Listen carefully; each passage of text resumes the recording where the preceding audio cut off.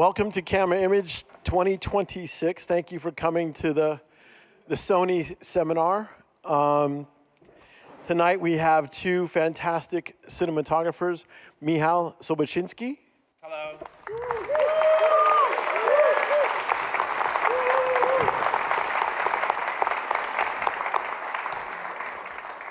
And Phedon Papamichael.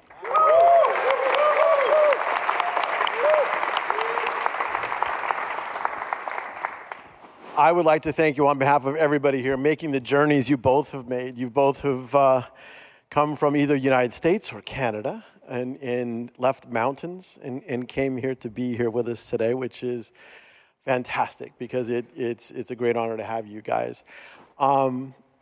Just so happens both of them just shot movies about musicians. One's in the 1800s and one's in the 1960s, 1970s. 1960s, I guess it was, right? This part. And two different eras, but also heavily reliant on the music of it, and two very different looks. Let's take a look at the trailers for A Complete Unknown and Chopin. I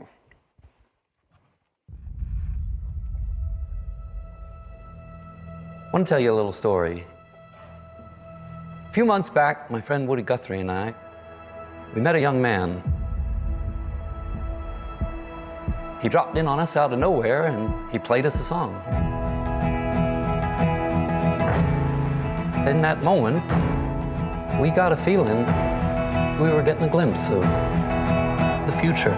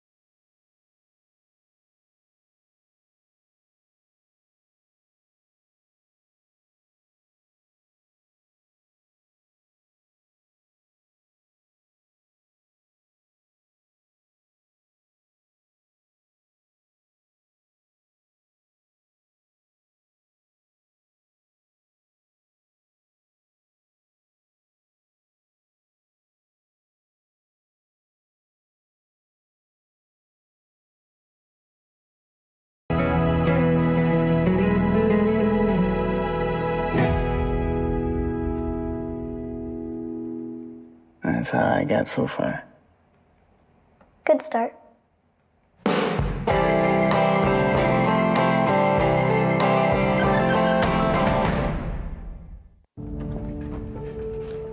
Je suis mort. Une erreur idiote. Monsieur Chopin est mort. Bon appétit, Monsieur Chopin. Maintenant, je suis ressuscité. Je veux manger mon sorbet. Monsieur Chopin.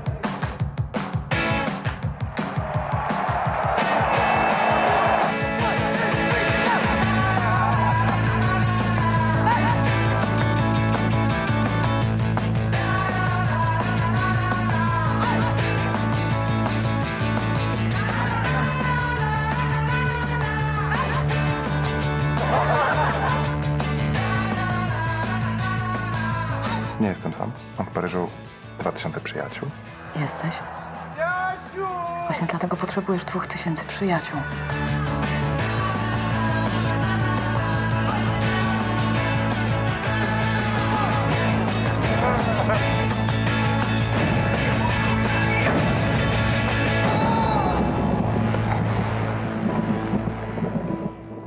Fritz, spałeś przez 5 dni.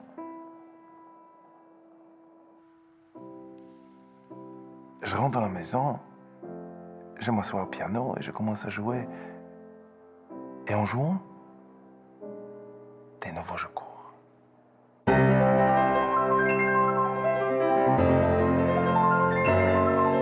Putain de Paris! Putain de Paris!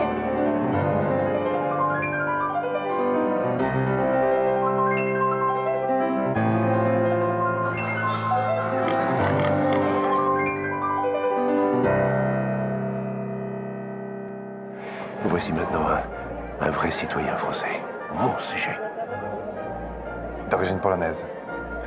Avec tout le respect que je vous dois, Votre Majesté, j'ai quitté la Pologne, mais la Pologne ne me quittera jamais.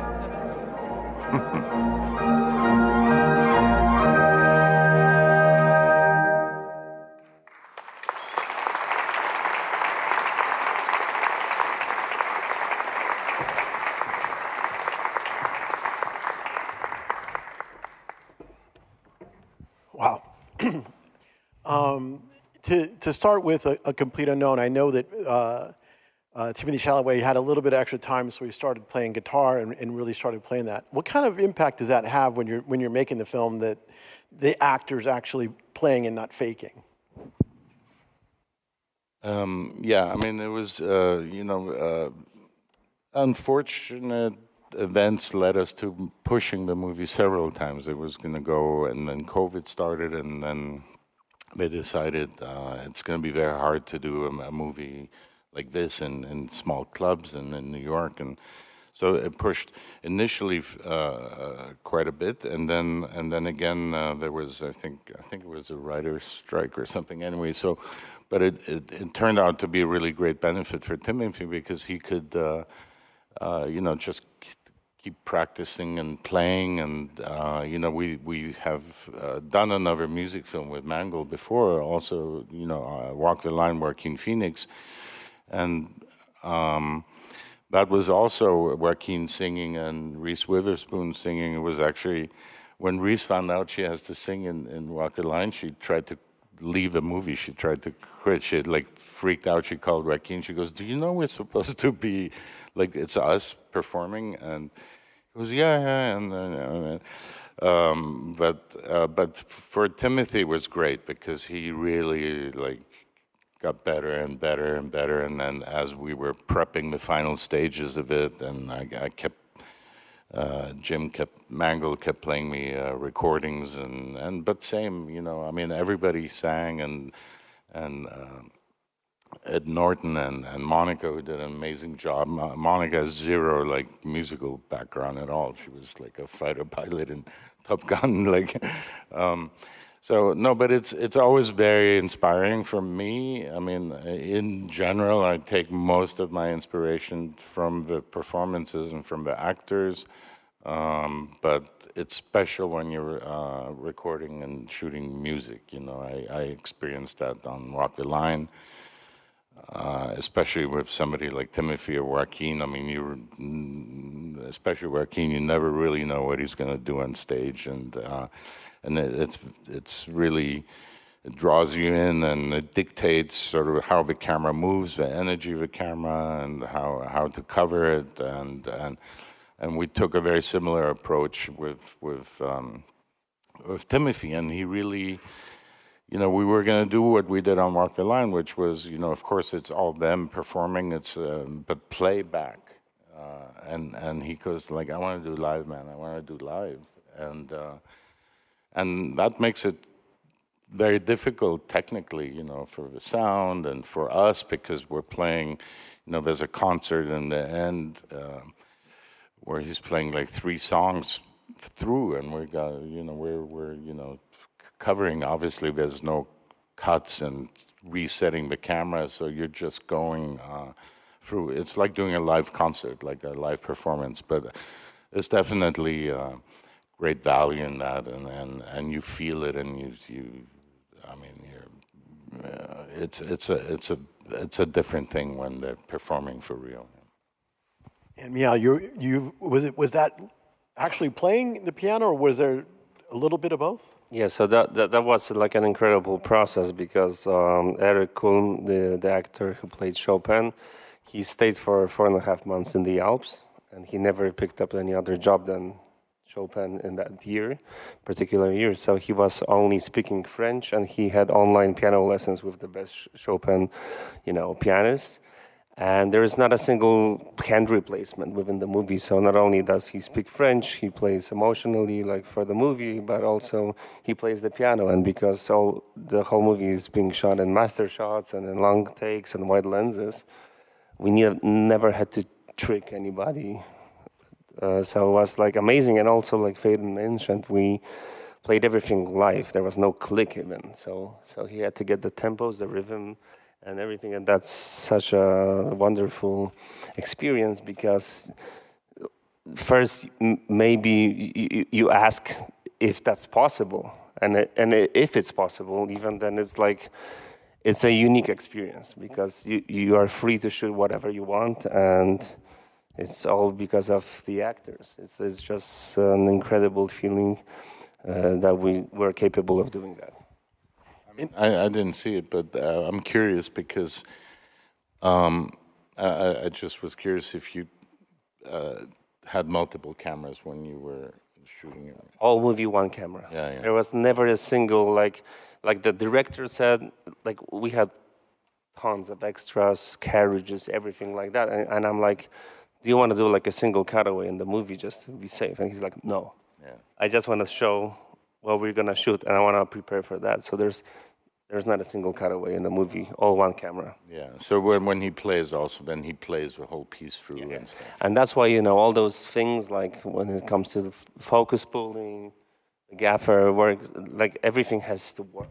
Because we literally shot like, there's a shot at the beginning of the movie when he leaves his apartment, he goes through this narrow street to that huge street, gets on the carriage, he goes into the opera, he goes to the backstage, and from the backstage he gets to the main concert hall where there's the Hexameron being performed, which is like 6 pianos. It's all one shot. It's been cut, but it's one shot. So basically things like, you have to forget about the focus or anything going wrong because there's so many layers that could just go wrong. And I had a wonderful team. Some of the people are here, my DIT, my assistant, and they just did the wonderful job, and I was just there to like show things around. But these are the guys that made the movie. They're incredible. Is there anything special to take in consideration in prep or things that when you were going through either of them?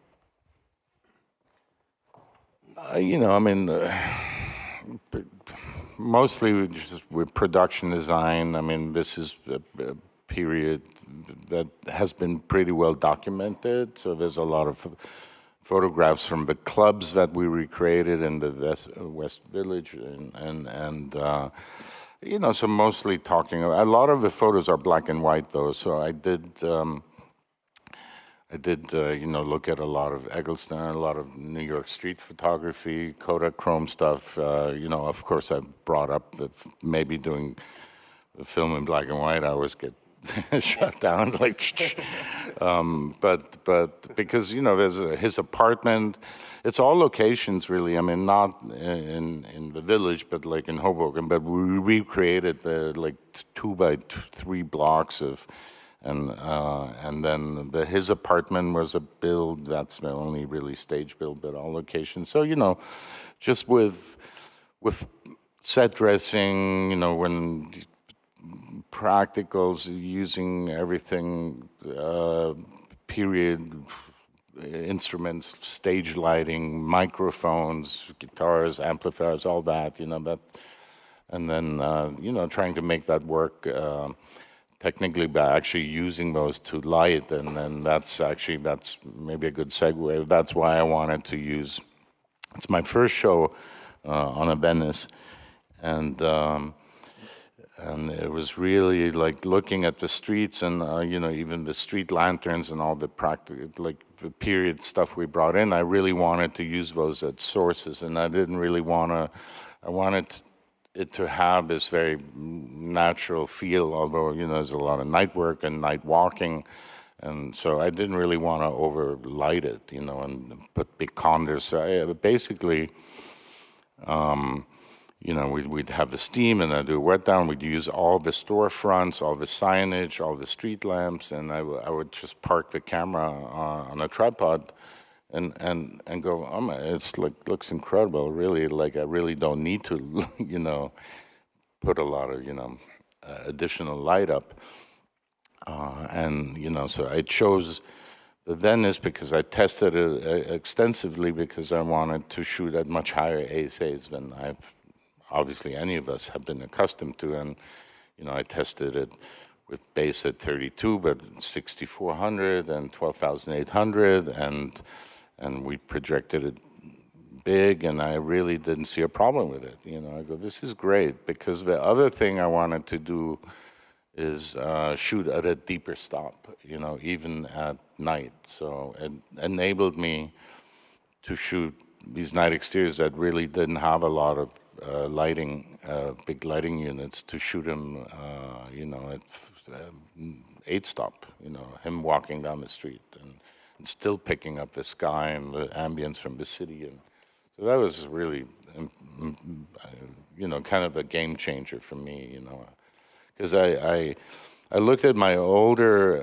anamorphic movies like $1 Million Hotel and stuff, and I realized, because it had recently been remastered, and I go like, that was, you know, Panavision C series, and back then, you know, Kodak, I think it was the 800, what was it called, 5298, and then I pushed it, I think, to, you know, half a stop, and you know, so like the highest I'd really worked on film was 1,000 ASA, but I noticed that it didn't look so shallow. Like, to me, I associate, you know, very shallow depth of field more with large format digital cameras.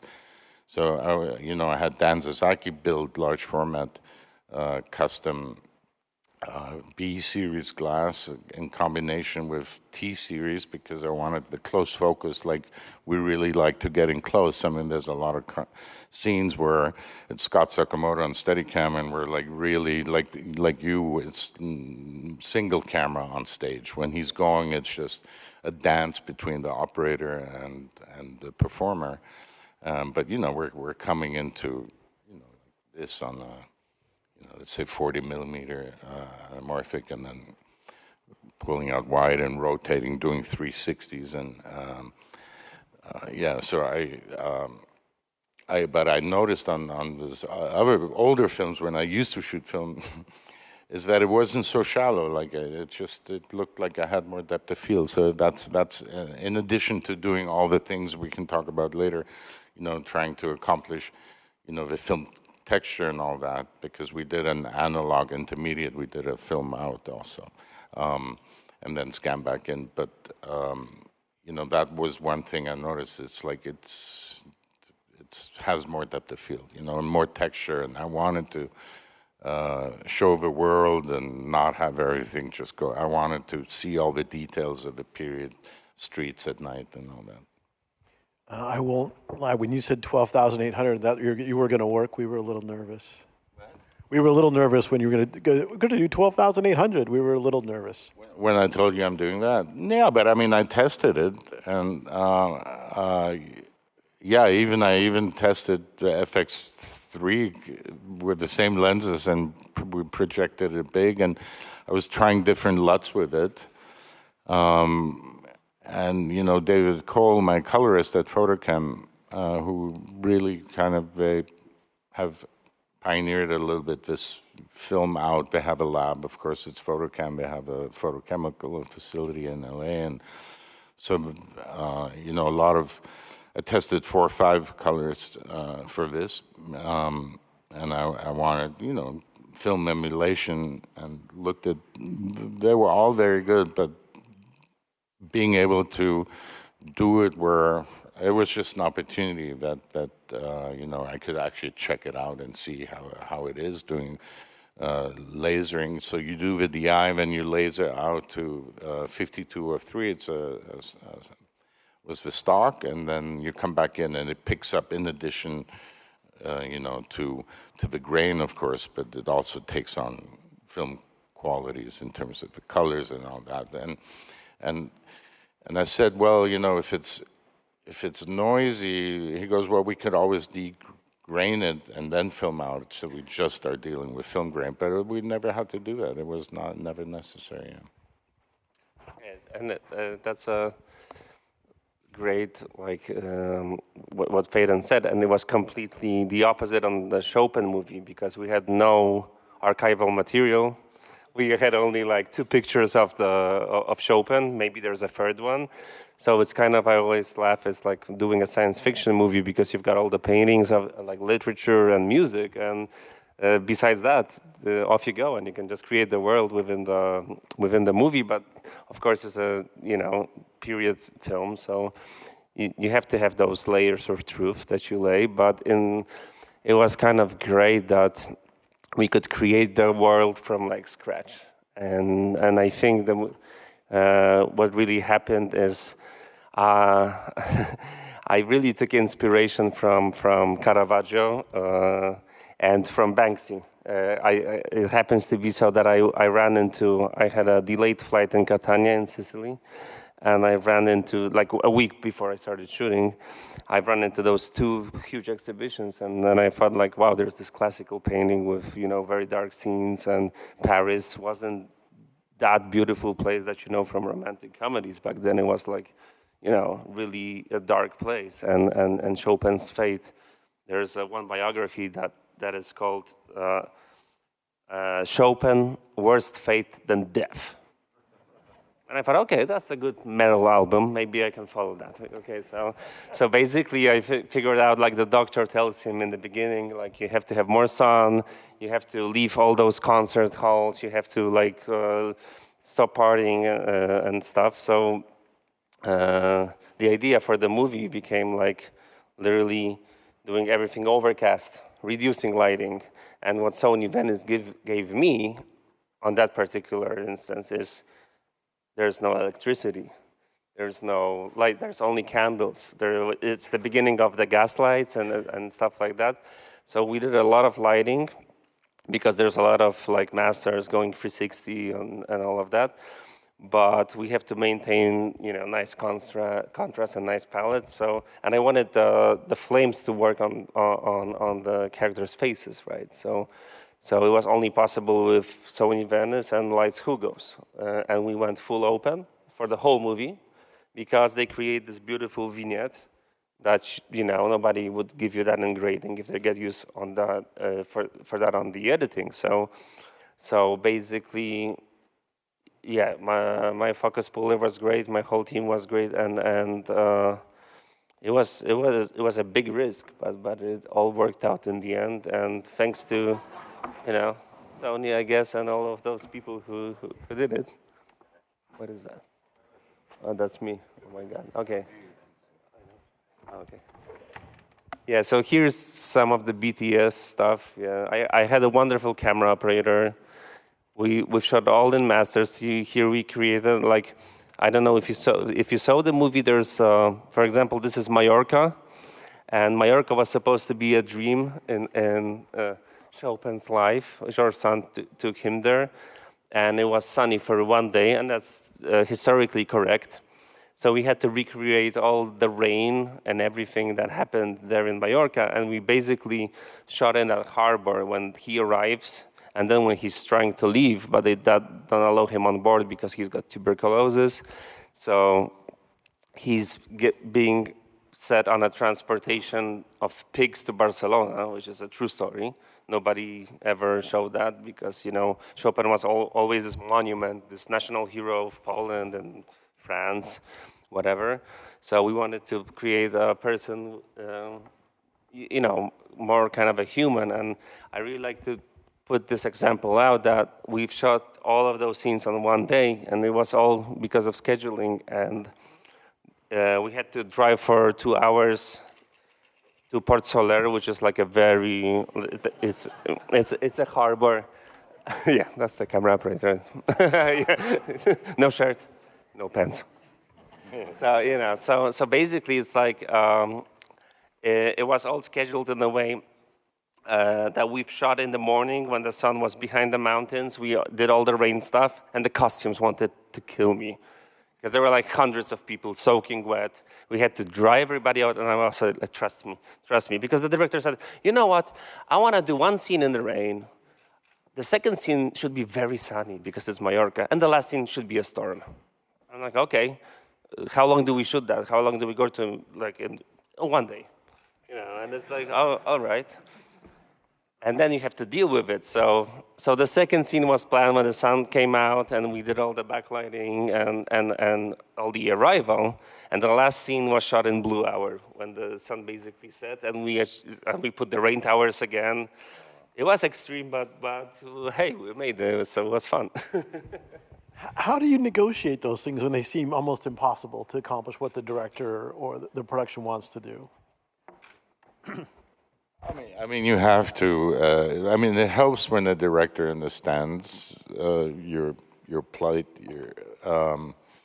Because I mean, we did a similar thing on Ford versus Ferrari. It was the sun would rise behind the pits, the set we had, and I said we got to shoot all the overcast or the dusk stuff while we're in the shadow of our own set, you know. So every morning we had like the same pattern. We'd shoot till 11:30, you know, everything that wasn't in direct sun, and then you know, but you know, it helps when the director understands why you're saying it, and you're not just being, you know, some spoiled cinematographer demanding things. I mean, it made, you know, luckily, I mean, Mangold has enough photographical knowledge to help you out on it. And you know, then the first AD, I mean, God bless him, great Adam Somner, you know, they get it. Like, if you have good ADs in production, I mean, they've learned from us, you know. It used to be harder in the old days, I feel like in the 90s and early 2000s, there was always a battle of artists against production, and now it feels like, I don't know, the IDs have become better and more understanding, and maybe also because they can see it on the monitor. Back then, when it was film, like, you always had to explain everything. It's going to be, I'm planning to do this silhouette, you know, you're okay with this, I'm going to do that, and like they're going to be underexposed here, and you know, there was always this mystery, and you know, in a way, like nobody actually ever got to see it till it was, you know, in dailies the next day. So now I think it's almost, I mean, I know people say, well, you know, it's bad, digital, and everyone has an opinion, and everyone can stand on a monitor. But if you have a strong filmmaker director, nobody stands on a monitor, and it's just you and him. But you can actually, I think, take more chances and really explore things by having them basically see you're already working with your LUT that already has their, you know, I always try to get it during production as close as possible as, you know, the final product is going to be in the DI, what I intend. And, you know, you can really dial things in, and I think, you know, it allows the director, because, you know, you don't want to have them be uncomfortable. You know, before maybe I would be less likely to take chances because I didn't want really to lead them down a path that they might not, you know, feel, you know, freak out the next day in dailies and go, oh, you know, anyway, but yeah. So I was lucky enough that the director was the producer as well. So it's kind of like, if he goes to the production house, he's always pulled away from making a more artistic movie because he gets numbers, and you know, and then I get to like, you know, attack him and say like, no, we have to do that, Michał. It's always like, it's gonna be better for the movie. So it was kind of a strategy that, well, while he was on set, we could do anything, and he would understand like the whole process, and he wanted to, you know, to do the best movie possible, as probably every director and producer. So there was so much freedom. I would get the time for the lighting, and he would talk to the actors, and it's a mutual thing because we you know, we did Philip together, so he was very like, we're on the same spot with Eric Kulm, with him. We've got like this. Who's the actor that plays Chopin, and Michał Sobociński, the director, because we kind of have like this democratic rule that we vote. If somebody doesn't like the idea, we just, you know, tell it out loud, and yeah, okay, so maybe you're right. And he can say that, but I remember when we were finishing the movie, and he really cared about the ending. And we came to the studio, and that was like, we did all these crazy master shots, 5,000 extras, 400 carriages, whatever. And then we go into the studio and you think it's gonna be nice and settled and you're gonna do like everything you need right now. And he's like, we're like prepping, and we were doing like a pre-light, and that's like a day scene. And he's like, okay, so now we're at the stage, so you need no lighting, right? Because we'll be ready. And I'm like, you know, it's a stage, it's gonna be dark, if it's gonna be just pitch black, if it's like, if he was very stressed, you know. And I'm like, no, I will have to light it. Okay, but it's the last time you light it. Yes, for the day scene. But then next scene, you'll be doing no changes. And I'm like, but the next scene is a night scene. Yeah, so you'll be doing no changes. No, I'll be. Just turn off some lights. Yeah, no, I will be doing changes. So it's like, there was this conversation in the end. But we love each other, and it's great in the end. It's fantastic. And then if that didn't work, he has to go to a vote, I guess. No, but it is important to, I think it is important for a cinematographer to communicate to the director. I mean, I try to, you know, manipulate him by saying, like, if we can shoot this from this to this hour, you know, it'll be much more time for you to work with the actors, because, no, it's true. I mean, I'm not lying, I'm not tricking him, but, no, but like, I mean, I was just talking about this on Nebraska with Alexander Payne, you know, when Bruce Dern goes up to the farmhouse where he lived as a kid and stuff, and, you know, I said, you know, it's kind of in the middle of nowhere, it was going to be hard to bring condors there and like lights, and I go, you know, if we go shoot that scene where he's exploring his the rooms of the house and goes to the window and looks out at the barn, it's a pretty simple scene. And I said to Alexander, you think you can do it in like through 2.5 hours, you know, like, because if you feel comfortable with that, I'm not going to bring any lights, like actually not bring anything. And because, you know, I checked, the sun is going to come around, there's going to be this beam, and he goes, yeah, you know, it's good to present them with the option and explain to them, you know, because then, you know, they get to work more without waiting for lighting, and you know, condors coming, laying cable and all that. So, you know, but it's important that you communicate it to them and also give them a realistic shooting window, but you know, instead of sending up huge overhead condors and creating shade, and, you know, I mean, it's like, it becomes very, and also cost effective when you do it like this. And, you know, and then we did it that way, and it was great. And actually we ended up doing like 14 or 15 takes, I remember, because as I was just showing a clip of it in Mallorca, and but like I remember, like the hard light was coming in, like it was okay. It was always hitting him here, and it was here, and it was like, and I'm like, okay, we're getting to the point where it's not really working anymore. And like then, like with June, the actress in the back, she was like getting blown out with the hard sun. But anyway, I mean, it's good, but it's true, you know. You have to also have a relationship with the director, have some trust. He has to trust you. And you also have to have a director that's not just going to be completely, you know, like, I don't know, like David or Russell or something, where he just goes completely off of and you know, ends up shooting 8 hours like a close-up of somebody. Yeah, and I love the part of the improvisation, because although this was very like a costume movie period and everything, there's like a scene at the ball at the Rothschilds, and there was like this hard sun that came out, and my gaffer asked me if we should like, you know, clear that out and lose it. And I'm like, no, let's just quickly shoot, let's go. And it's like overexposed, I don't know, 100 stops, you know, but it's so beautiful because he just walks through it, and I'm like, let's shoot quickly, and we like 3 takes, and we got it, because I think that the most beautiful part about it is like jazz, is you have to be a great musician, but you have to know how to improvise. And if there's something better coming than what you planned, then you just turn the camera around, because why not, you know? I think that's a good. You brought a lighting breakdown. I think that's a good segue to talk about your lighting breakdown that you brought with it. Oh yeah. So maybe we could project it. I don't know, because I had this great assistant Szymon, who's a student of cinematography in Katowice, and he's my second AC and also a PA, and he's done this wonderful thing when he was bored.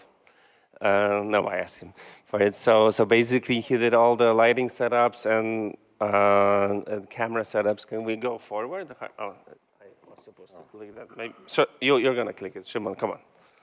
I don't know how to use that.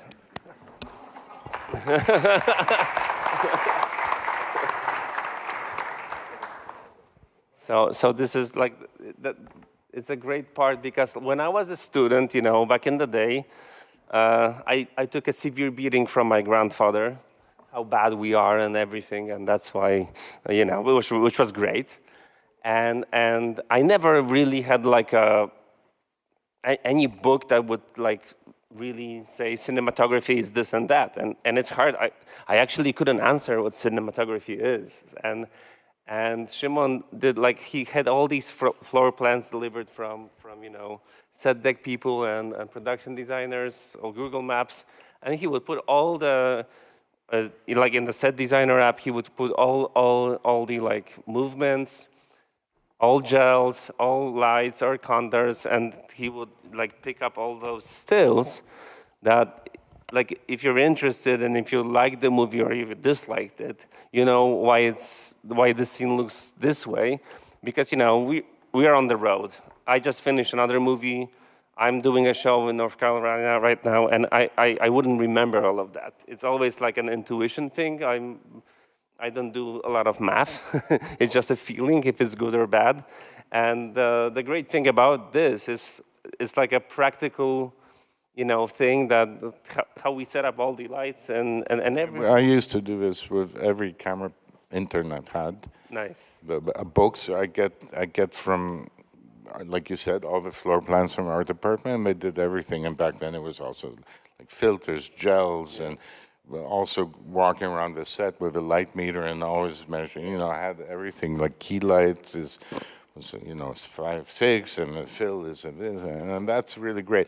We did it mostly because in case we had to do pickups or reshoots, and you don't have a monitor or like to go and reference.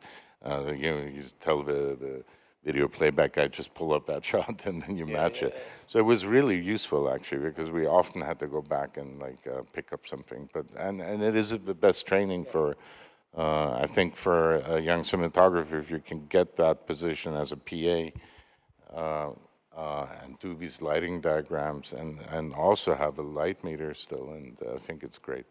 Yeah, he did a great job. So it's like basically. That looks really. But you worked on that after the shoot, like a long time, no? Yeah. Because. I'm sorry. No, because I mean, ours were pretty rough. I mean, we did have these schablons and stuff, but then, then they insisted on making it like perfect and stuff, and then they got to keep the original book and stuff, and I got a photocopy of it. It's great. It's really, really great. No, it's really amazing because I never really focus on that. I'm there just to shoot with the actors and everything. I don't even take pictures. Like somebody asks me, do I have something from the set? Not really, So this is great because like all the work that has been like put into this movie was kind of deliberated and then the other thing, in addition to that, because back then we would also take the black and white Polaroids. Oh yeah. So for each lighting diagram, I had like on the other page I would have 2 Polaroids, which back then we would take 3000 ASA, like the black and white Polaroids as a big lighting reference. I mean, that was really what we looked at instead of our video tap. I think that's one of the things that, as we put EL Zone into the Venice, is a lot of the gaffers are liking it because they can be able to capture that as even a still and recreate that to go back to that. So it feels like that there's tools that are coming to help with that. But that is, like you said, has a lot of time. But I think from that you learn a lot of breaking down things like that as becoming a cinematographer. And you had a lot of locations, Mia. How many locations did you guys use? I kind of don't remember. I know we had like 120, 116 scenes, and I think 87 locations. Because even Chopin is living in 7 apartments during the whole film, and the movie is supposed to like show that he's moving from like a cellar with small windows into a larger and larger apartment, but it's still Paris, which is not that fancy. So when finally he gets to Place Vendôme, he gets that sunny, huge apartment. But the biggest trick was to connect, the interior, which were shot in Poland. We've shot for a month plus in Bordeaux, and we've shot in Mallorca. So basically, the hardest part of it was like he had windows. One was there was this lady living on the other floor. We had to build there was a terrace there. We had to build a whole laundry there that we had to ship to Poland and put it on the stage so we could shoot that in continuity. And the whole logistics of the movie was like moving the whole unit around, because basically we had to take 2-week breaks for shipping costumes, carriages, extras. Then they would move, on trucks. The trucks would have to go to Barcelona to get on the ships to go to Mallorca, because it was all continuity based. And it was a really fun part of it, but it was very risky, right? Because of weather and continuity. But that was a great thing about this movie, is everybody expected it to be like a huge biopic or something like that, but the movie is based on a human being, on this fragile man who's like a genius composer, but he's ill. He knows he's gonna die. He cannot find love in his life, and he hates his own music to the way that he only left 28 hours of his compositions, and he got everything else burned because he wanted to be so perfect. And I think this is like a story of like an artist who's like trying to fulfill his life, and he's never happy in a way. So that's what I said already. It's like bringing Chopin back from the pedestal, and he's not a statue or a figure anymore. He's just a human being, right, in the end. So.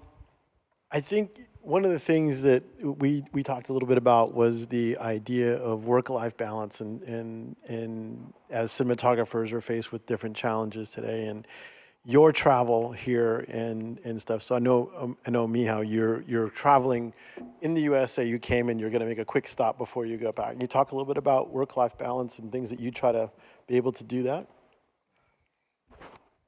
Yeah, I don't.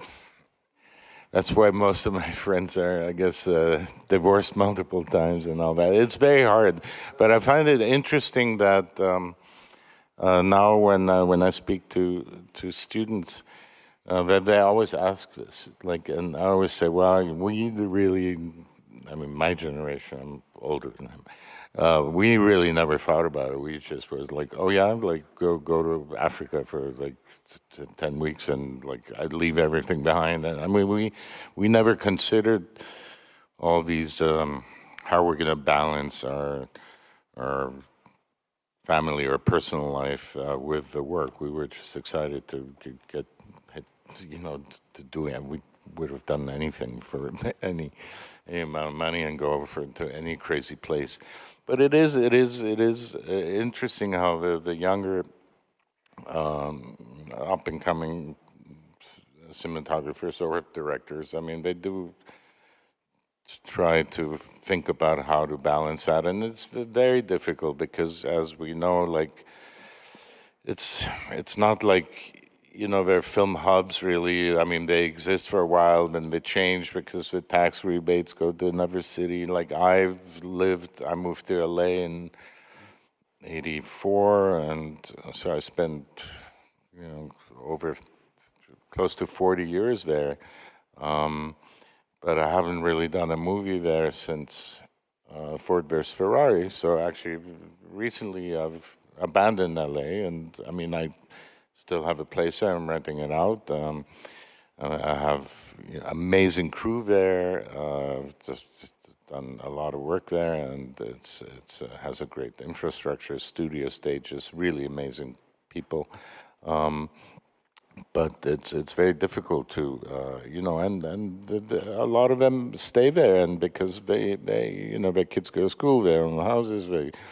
It's easier for me. I mean, I've always been a little bit with one foot in Europe, so but like the last 3 movies I've shot in New Jersey, so.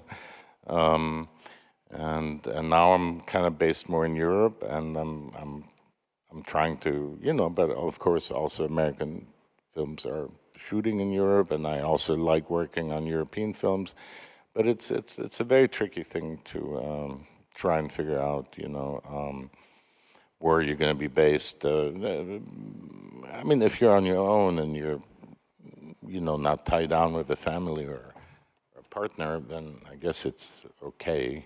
That's part of it. That was the attraction. That's why I got into this business. I mean, that was one of the reasons I chose this profession, was to travel and have these, not have a routine. But it's not for everyone, that's for sure. Yeah, it's like it's the best job in the world because it's never the same. It's not like going to the office, but the hardest part of it is leaving the family. In my case, this is how my dad grew up with my grandfather, Vitek. And this is how we grew up. And I thought maybe it is possible to do it, right? And right now but it is the hardest part of the job, just leaving. It's kind of like being a sailor. In a way, we've come to the place where you can do all the meetings on Zoom and all of that. People have like their offices in homes, but we are still like from on the set from the first take until the last take, right? So in a way, you get on that ship, on that boat, transatlantic, and there's two. You can either go to the other side of the pond or you can jump out, which is going to be drastic.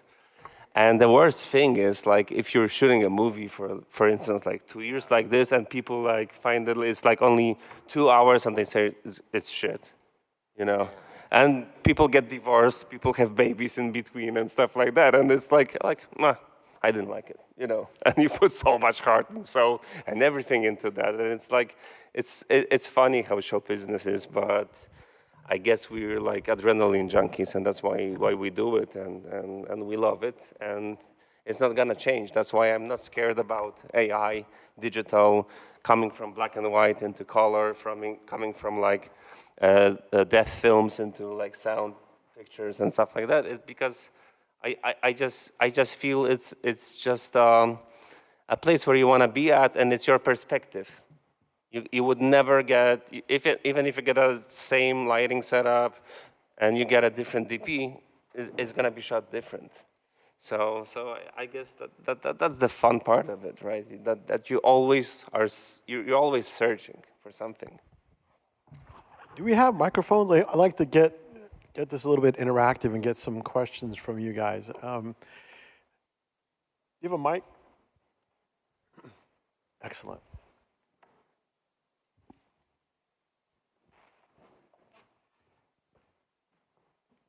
I'm sorry, we got one question here. Another question in that row there.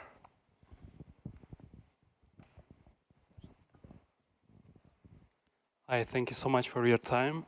When I, as an aspiring cinematographer, prepare for my next project, I find the references, I study the grades, I watch your work. So I'm wondering how does the research on your level looks like? Do you still do it? Do you look at your previous works? How does it look? I'm wondering. Uh,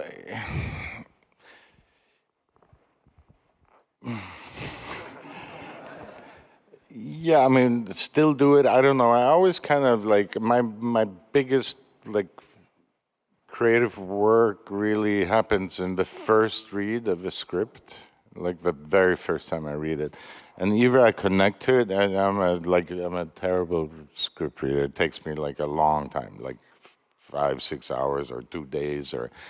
But I mean. But you know, that's really where like that initial sort of, because I like when I read it, I kind of watch the whole movie. I finish like edited and especially if I know like who's in it, the cast and stuff. I can really like I see the whole movie, but it's a big process, and then actually, so if I can see it, and then it's good. If I can't really see it on the first read, then I'm not, you know, then I'm like some scripts are easy, like Nebraska. I read, I go, I know. I mean, I saw the movie exactly the way it has, like frame, composed, like how much movement, no movement, the contrast. Others I struggle, and then you know, if I end up doing them, then it stays a struggle throughout. It's like my first initial thing sort of turns out to be true. Now and then I kind of like. I don't keep working on it throughout prep, like too much, like technically, or too preconceiving too much. I really don't like it, because what I find is, like for me, all those elements, the final tweaks really require all the final elements to be there. Like I really want to see the actors on set, on the dress set, and you know, I'm also experienced enough where I can do things quickly, and I'm also learning to use.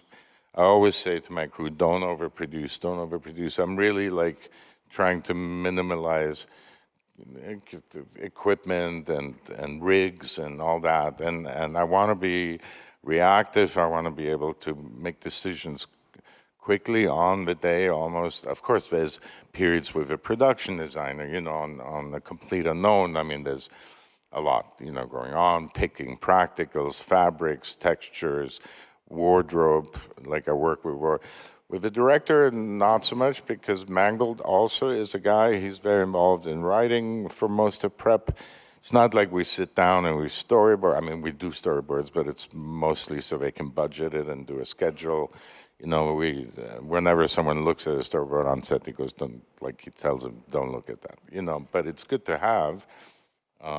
And for some movies like Ford vs. Ferrari, you need it. You need previs, and no one can budget and figure out how many cars and what rigging days and stunt days. And but you know, I like directors that are also quick. We can see a blocking and then kind of make the decisions. But like I said, the bigger overall impression is when I read the script.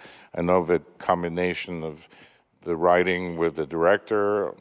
Ideally, it's the same person, and then I know like how that movie is going to feel and be, and then the next big inspiration comes from the performances, like Bruce Dern on Nebraska.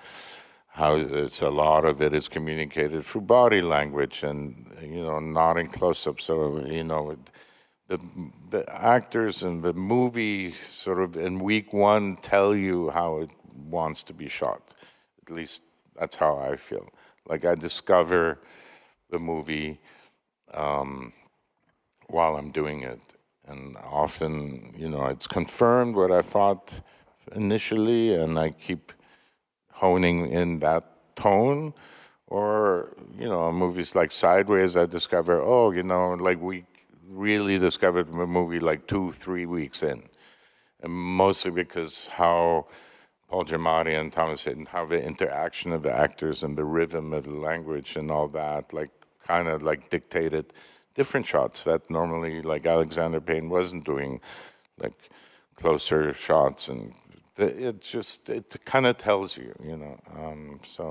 But I like to stay open, you know. But like I just said, like I did watch you know, I do watch other movies, not necessarily specifically for the movie I'm doing, but I do like to watch movies that I feel have some relationship to the one I'm about to shoot, just in terms of textures and, but nothing like specific or reference-wise and stuff. But you know, it's always, you know, like for, I mean, I was watching Clute and you know, movies from the 70s, actually, different period, you know, like, but shot in New York, like French Connection and stuff like that.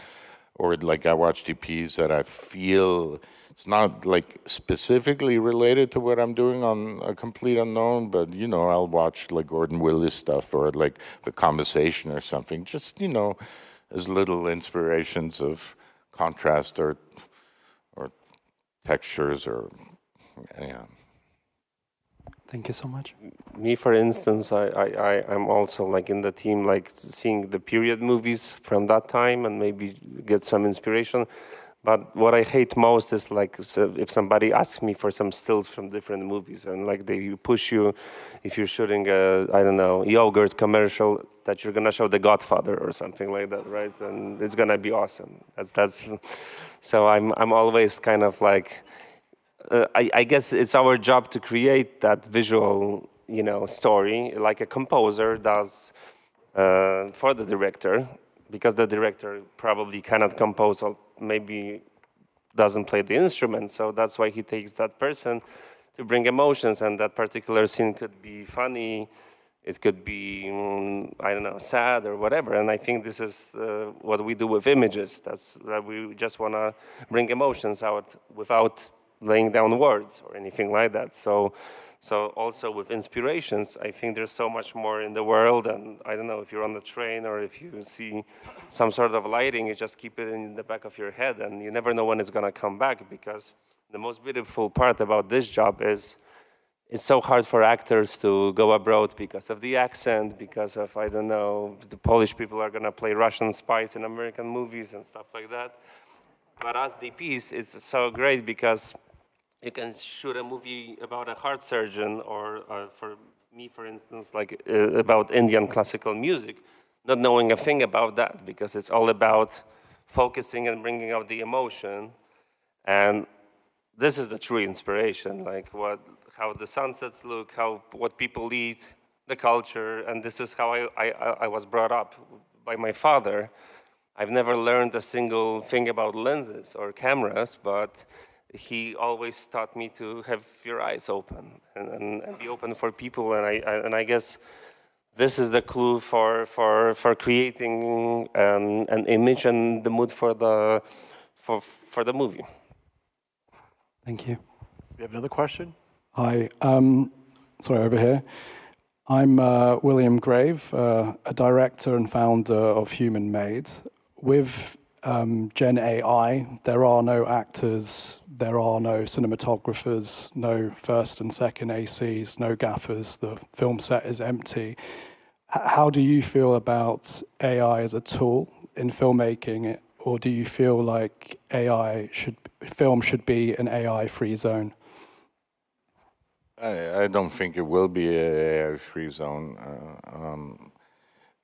There's gonna, I mean, the train is at the station and it's about to go. I mean, there's gonna be combos of it. We're starting to use it already on commercials, but you know, I mean, what I keep telling people, I mean, okay, so my son is 17, he's starting to shoot, he has a camera, and he's also very good with, I mean, he's part of a generation that it's not like, I mean, like, oh, this is a new thing coming. I mean, he's already thinking what can be done, not in camera. But, I mean, the reality is, you still need to have somebody to make creative decisions, you know. So I was just working with, you know, on a commercial with a very good veteran commercial director, and he was giving this extra who's just a day player, I mean, like, you know, one of the featured, he goes, okay, you're cleaning this thing, like you're having some kind of OCD attack, and she was doing it, and then, you know, now you look up like someone caught you having your OCD attack. And she was not like an amazing actress, but she, like, it was perfect how she responded to his very specific directions. You know, now, I mean, that person maybe in the future will not be will be an AI character, but, you know, you still need like you know, you might not get like Jenna Rollins, like Women of Influence performances so quickly, but, you know, you can still need a director to give that AI character very, very specific directions, and you still need an artist to make decisions. I mean, I'm worried for I'm telling my son, don't become a cinematographer. I'm telling him, become a director or producer. I mean, for that reason, because but, you know, somebody will still have to pick the sky and the horse riding through the desert, and, you know, but for cinematography, I do feel like it is some danger. Now, of course, there'll still be people who will go out and shoot the way we are, and you know, there's documentaries, of course. But of course, I've also seen a very good animated documentary. So anyway, but I do feel for cinematography, it's going to be challenging for the next wave of cinematographers.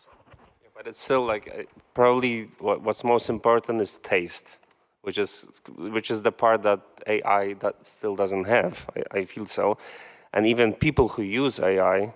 This is why scriptwriters need directors need directors of photography, because it's kind of like, if you would do it on your own, and there are people who do it on their own, that's all right, but it's still a matter of, I want your input, right? So the problem with AI right now, but it's evolving, is that it looks very generic in a way. Even if it's really good, it's always the same taste. Like, there's no look to it, right? So we're still here. It's like, you know, it's like going from film stock to digital, right? Everybody said this is the end of, you know, cinematography. No, there won't be any cinematographers needed.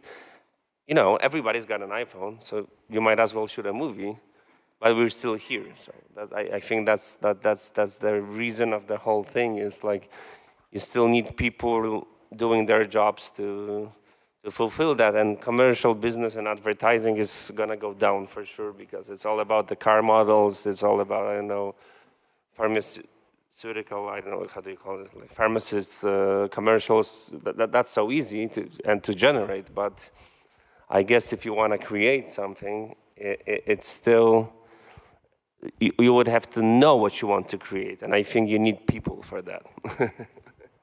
Yeah, I mean, Thank you. it is a tool, and creative people still need to be using the tool, but that tool, the way it's expanding, will replace a lot of, I mean, you know, it's not just in the film business, I mean, in architecture, and some in music, it's changing so many things, so, yeah.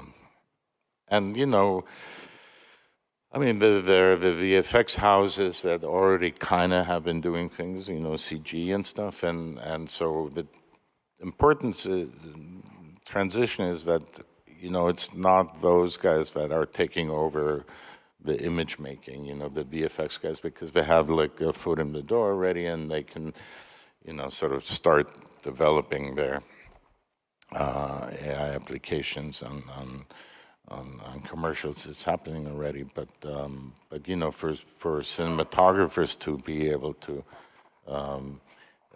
be involved still, and not have these other people start taking away these creative decision makings, because they are, who knows, in-house with the agency, or in-house with the studio, or and then, you know, the director is dealing really with other people other than the cinematographer, in terms of, you know, deciding what the imagery should be. So that's going to be the challenging part for the young cinematographers, you know, to keep their voice and their language alive, and this, yeah.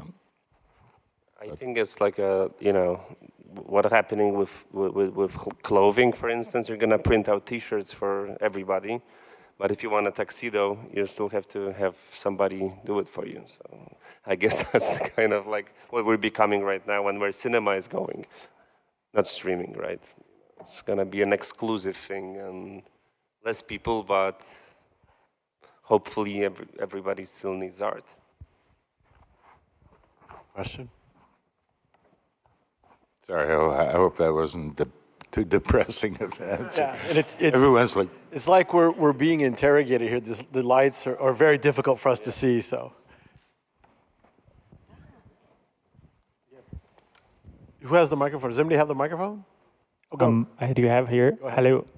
So I was wondering, what's your relationship with your own work? Like, do you ever go back to like some of your older projects and review it for inspiration, or it's just like next project, moving on, and just like live with the experience? oh, I love re-experiencing older movies, you know. I mean, often like 10 or 20 years go by, but like I really enjoy when I catch something and it's like on the plane or on the TV, and I really like, I usually end up watching it and stuff. And I'm always like, it's always kind of a positive thing. I go, oh, that was really nice work we did. That was really good. You know, I don't have like things where I go. I mean, there's only one or two movies I really think, you know, they were maybe a little bit waste of time. But I'm pretty much happy with.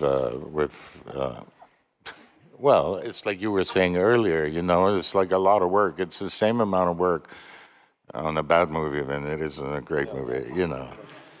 And you know, it's time is the most valuable thing at this point in my life. So I mean, I don't want to be on anything for 5-6 months that I wouldn't.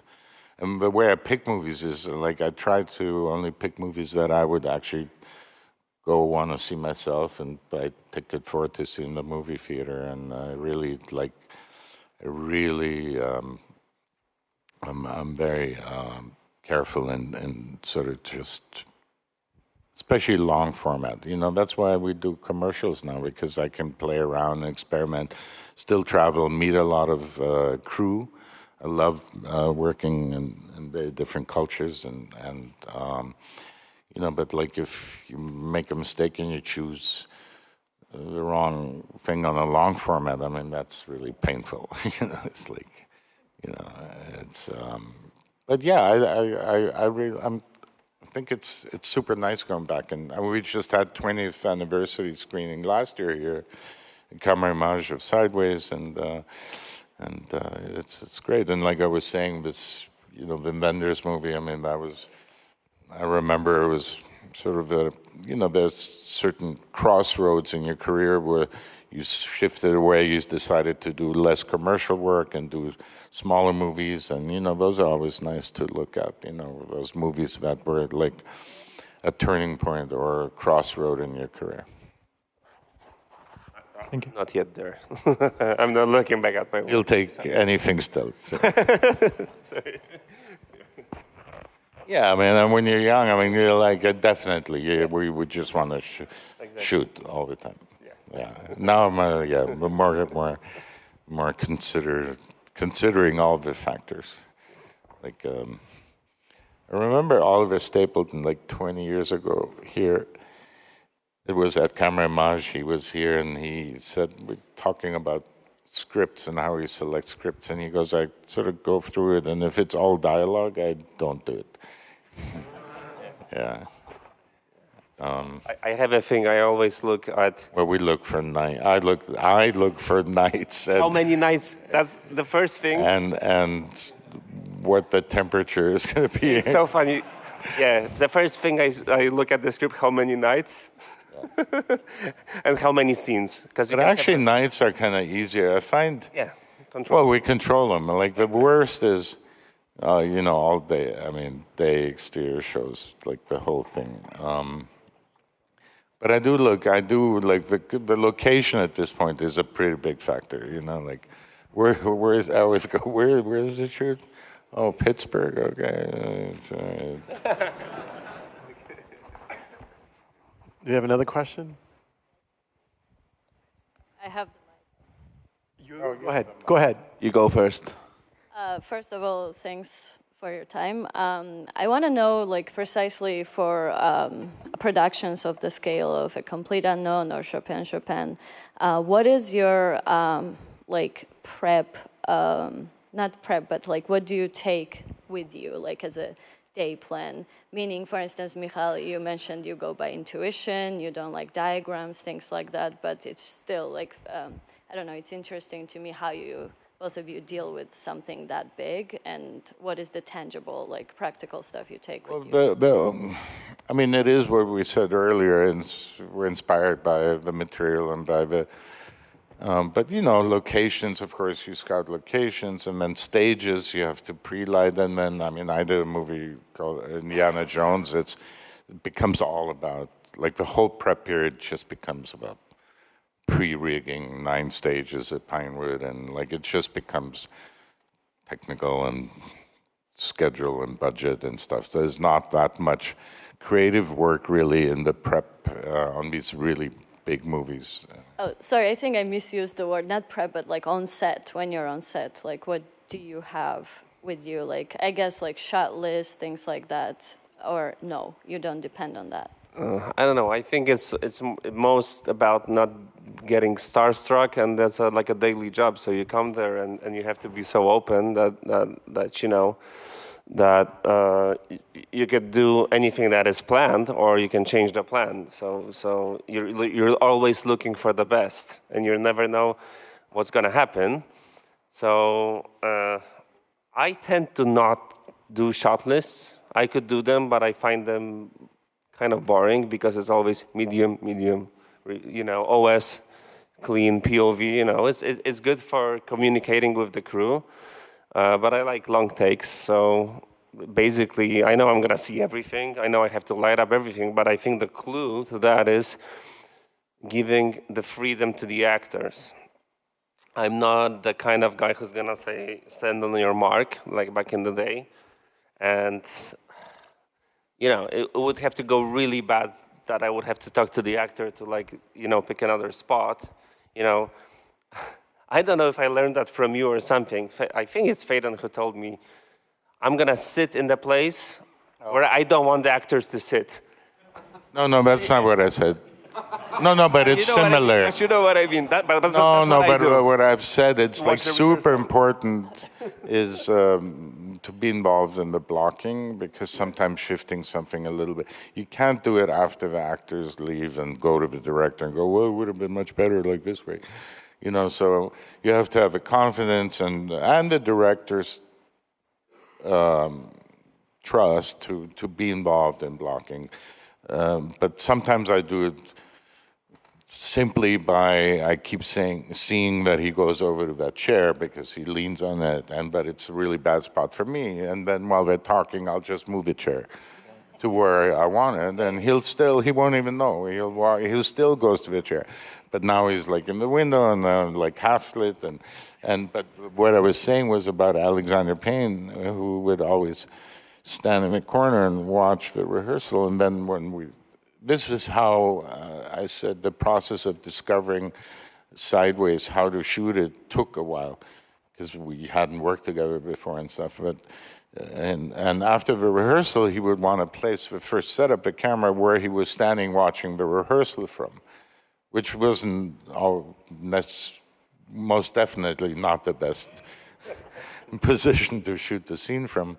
So I would move him and put him on the apple box for one thing, so he doesn't put the camera like eye height, and because that's how he functions, as he's he's an observer of the world and a creator of characters and a storyteller. But so his whole input is always being an observer. So that's why even in the blocking he processes it from where he's standing, and so that's a very important.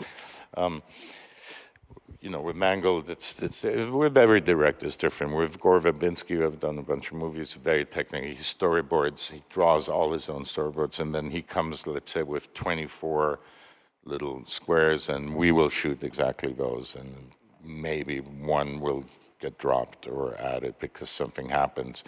But shot list-wise, typically with directors I like is after the blocking, and we release the actors and we get the set and our crew gets the set, and we'll just make a quick shot list, but not like, it's really more, we'll go like, okay, well, like this and that, and then that might change during the day, like, okay, this, we just did this shot, like definitely don't need this shot we wrote down in the morning.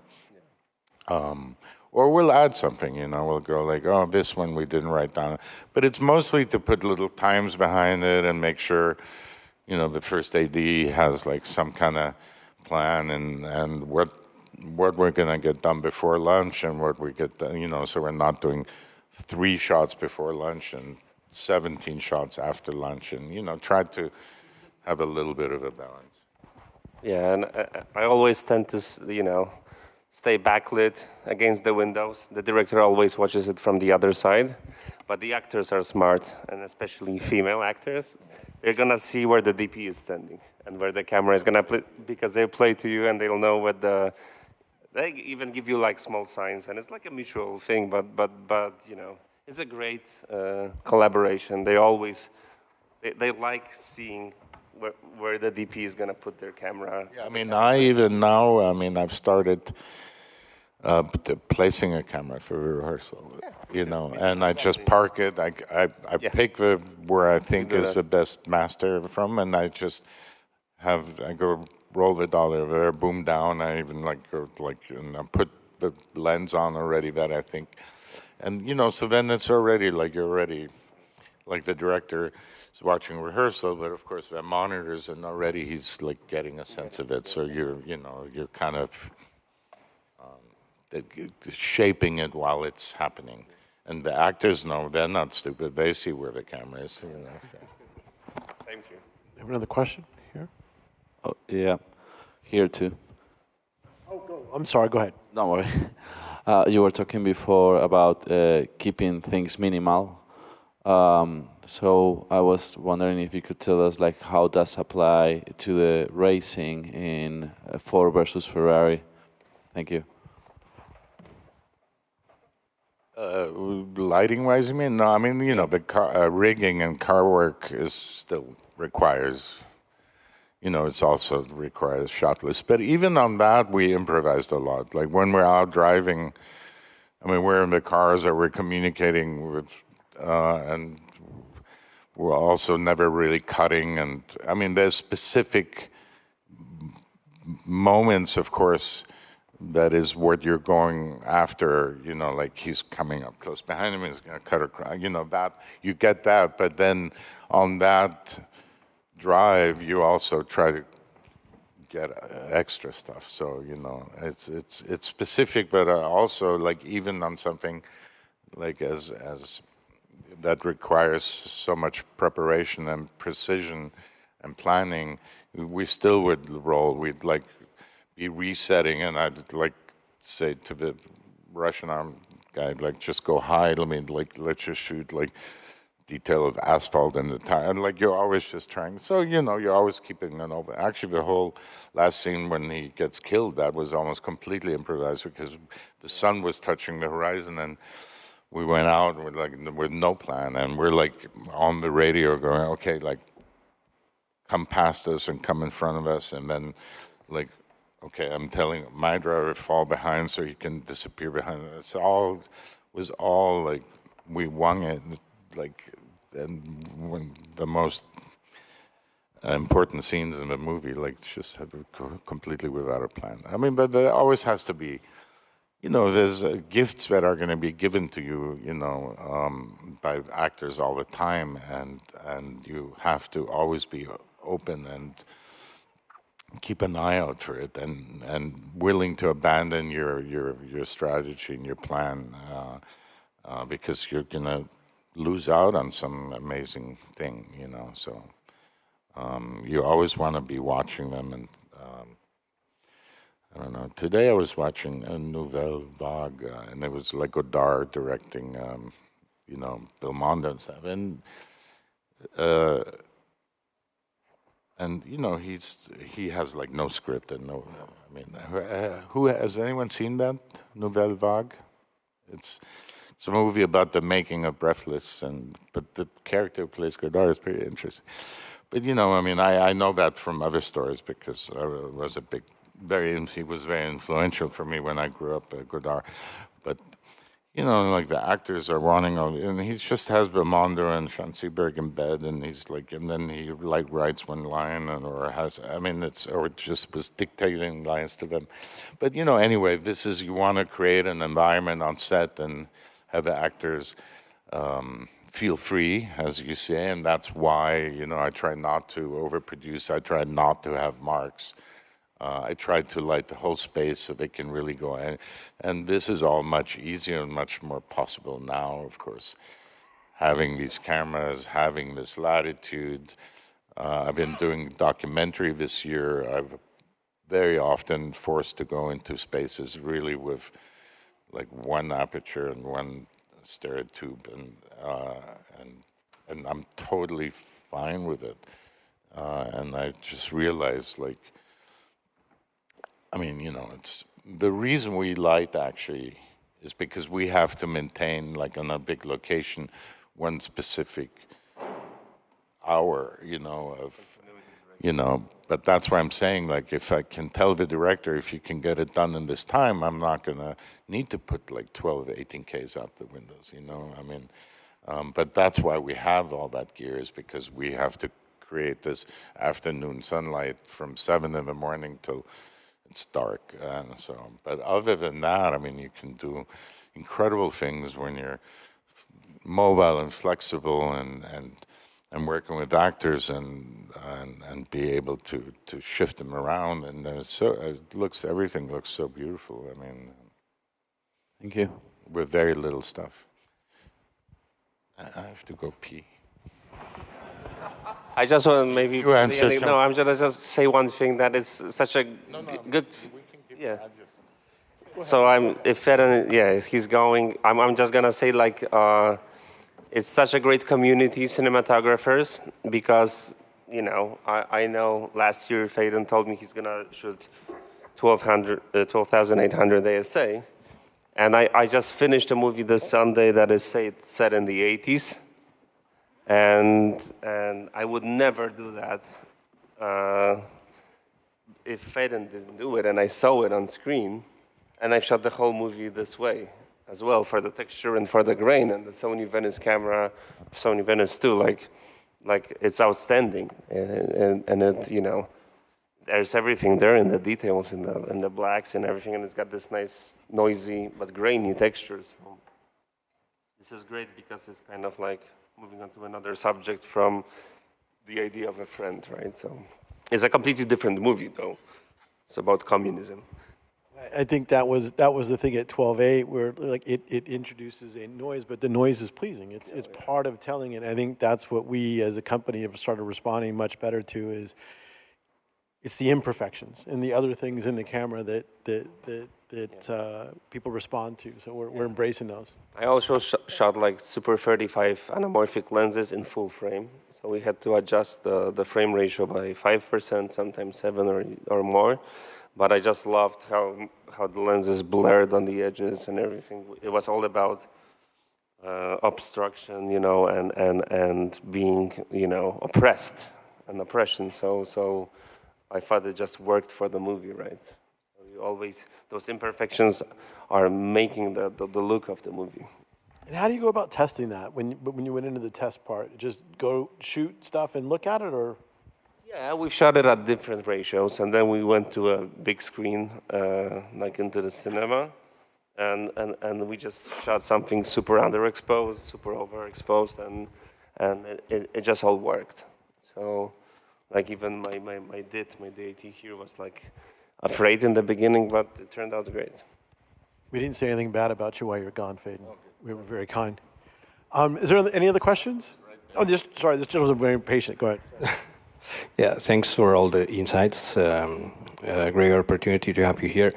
I'm going to use the opportunity to throw two questions very quick. First is, how do you choose your projects instead of another? So you make, what are your preferences if it's cast, director, story?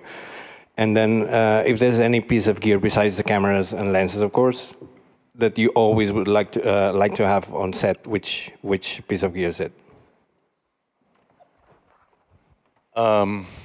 I mean, I mostly pick my projects based on directors that I want to work with. Of course, a script director, or sometimes it's a script.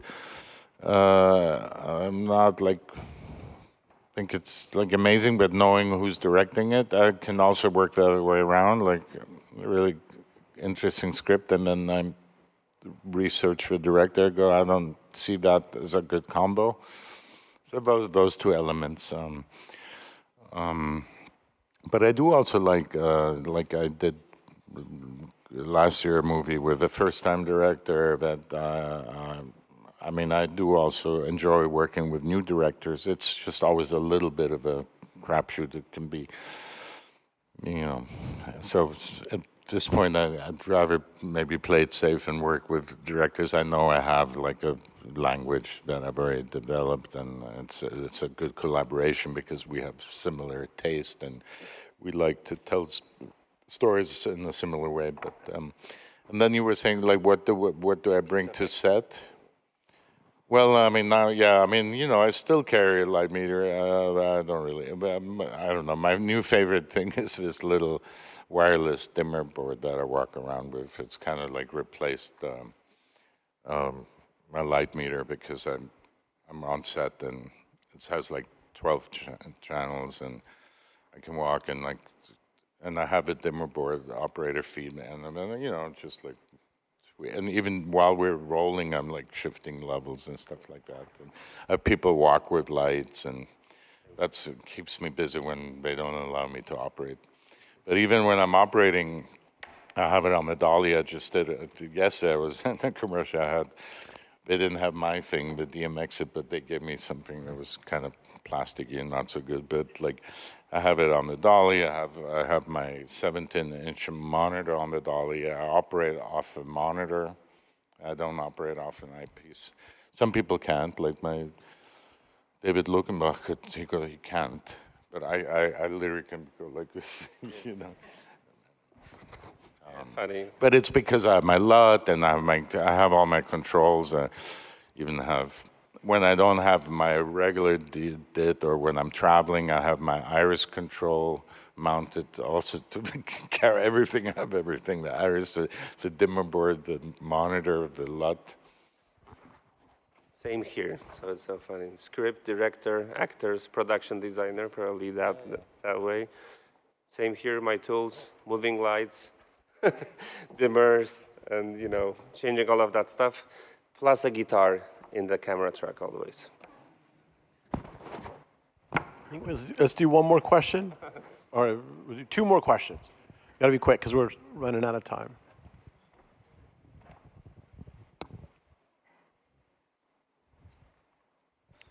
Thank you. I wanted to ask what the color grading process is like for you, like what place that takes on in your mind when it comes to preparation, how you work with your colorists, like whether you like stick to their side through the whole process, or you like put your trust in them and just let them do their magic? Well, no, that's a really good question. I mean, it's very important. I work on a lot, not like assuming you're shooting digital, you know. So we pick like the cocktail, whatever it is, for that picture in terms of, you know, contrast and saturation and all that, and that I develop in pre-production, like in testing and depending on the lenses and the sets and we always do anywhere there's many not always many days, but we always have like a hair makeup test. We have art department. I have them bring panels with the wall colors and fabrics and practicals, and on that, then I usually dial in a lot with my colorist, and that I work with for the whole show. It's like I only have one lot, I don't have like multiples, and that gets loaded into the cameras, and that's what I light of. I use it for lighting, like, you know, same in Nebraska, that was a digital show. It was only worked in black and white, off the monitors, and Complete Unknown was a lot I developed with David Cole. And that is also beneficial because then the director is living with it, editorial is living with it, all the preview screenings, they live with it. So that becomes their new reality, you know, like, so, and then it's very close to what I will try to accomplish in the DI. Of course, there's work in the DI, but that's more like Windows or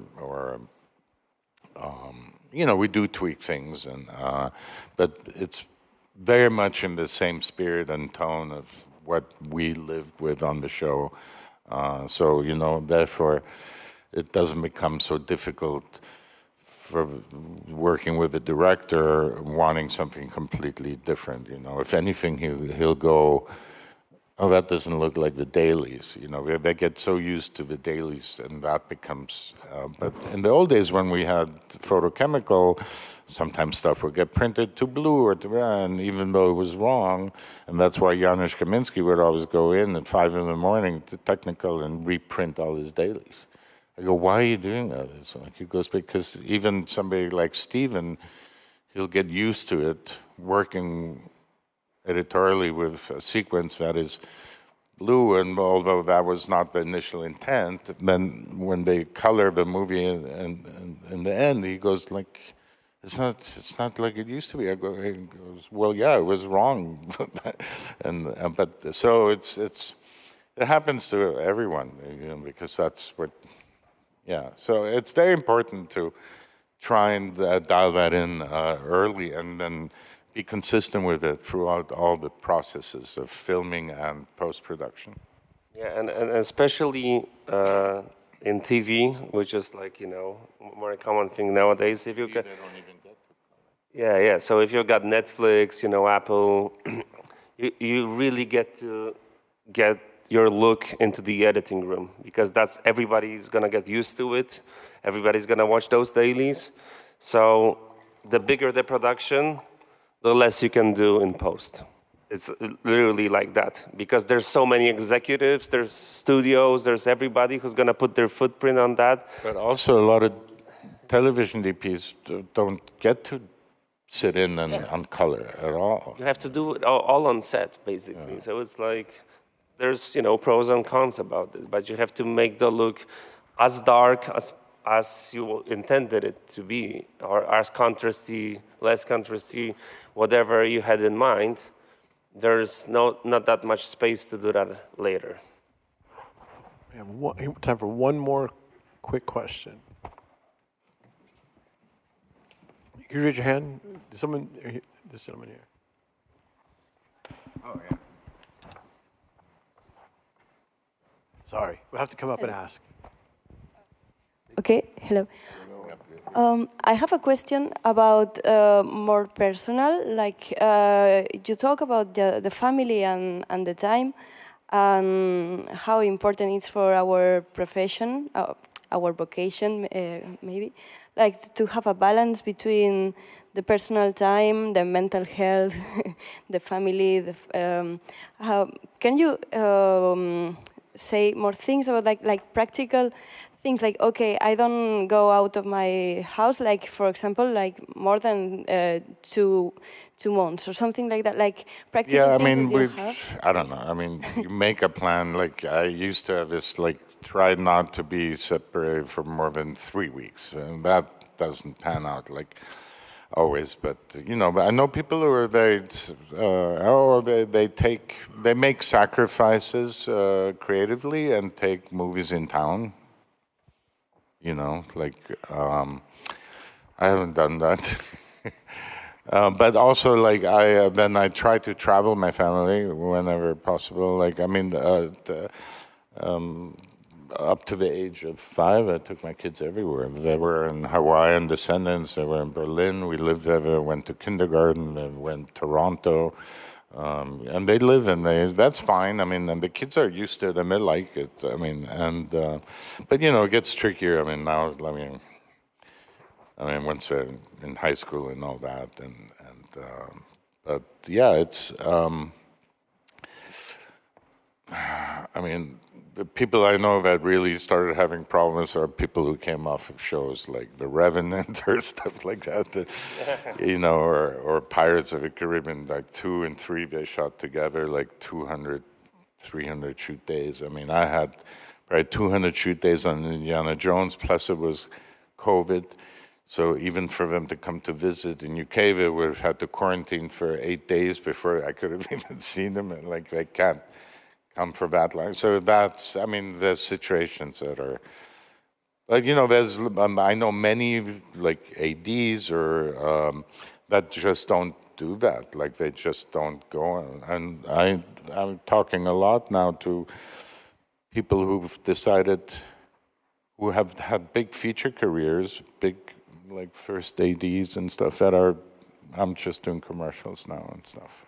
And I've been doing commercials all year. This is probably the first year I've only done commercials. Like, it was partially because it doesn't fit into, you know, it's like a tricky year. It's the last year of my kids in high school, and we live in a kind of a screwed up country, or like a difficult country to access. Because I also, my family lives in the country of Georgia, so it's not really, nothing really. Actually, I did do one commercial there, but you know, it's hard. So, but you know, once anyway, yeah, you have to. Yeah, I mean, I have 4 children, so it's also like. But you work in Europe. Well, that's true. Not, you know. Yeah, it is hard, but and they're little still. Yeah, 2 of them are little. When the older, like up to that age, it's older guys are in school already, so it's tough. But it's also like 3 weeks by 3 weeks. Like my wife came back to, she's an actress, so she's doing a show where she's a lead in. So when I'm in Charlotte, North Carolina right now, and she's gonna come, I'm gonna go back for Christmas after a month. Then she's gonna fly in, and we're trying to keep it exact like 3 weeks without each other, and then either I come back or she comes flying, and that's the way to make it work. But that's really the hardest part of the job. That's what I find. Excellent, thank you. So,